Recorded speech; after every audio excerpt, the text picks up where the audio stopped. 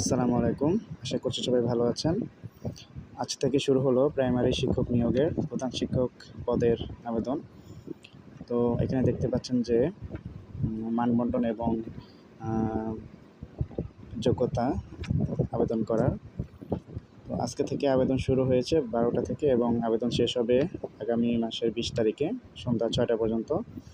উম এখানে স্নাতক সম্মান এবং ফাজিল কামিল এই পাসগুলো যদি আপনাদের করা থাকে তাহলে আপনারা আবেদন করতে পারবেন। আর এসএসসি পাশে হবে না। আর এসএসসির পরে যে ডিপ্লোমা থাকে তাও হবে না। ইন্টারের পরে ডিপ্লোমা থাকলে আপনি আবেদন করতে পারবেন। আর সহকারী এবং প্রধান শিক্ষকের নিয়োগের মানবন্ধন একই। তো এখানে আবেদন প্রক্রিয়া দেখাচ্ছি যে bpsc.telitalk.com.bd এরপর নন ক্যাডার অনলাইন অ্যাপে গিয়ে সার্কুলার এবং দ্বিতীয় অপশনে আপনি সার্কুলারটা পাবেন এবং অ্যাপ্লাই নাও যখন আপনি ক্লিক করবেন তখন ১২৯ নম্বর পয়েন্টে আপনি সার্কুলারটা পাবেন এবং আপনার সব তথ্য দিয়ে আপনি আবেদন করতে পারবেন। আবেদন ফি ১৫০ থেকে ২০০ টাকা এমন লাগবে।